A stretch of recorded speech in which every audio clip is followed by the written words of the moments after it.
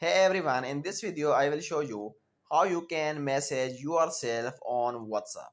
It's very good to save some notes or to send or transfer files between your own devices. So for that, just open your WhatsApp account and just simply click on contact.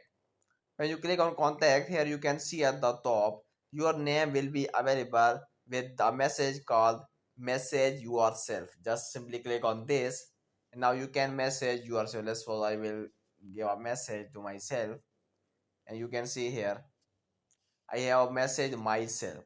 So this is the way. For that, just you go to your mobile contact and just simply save your contact first. Simply go to your contact, create new contact with your name.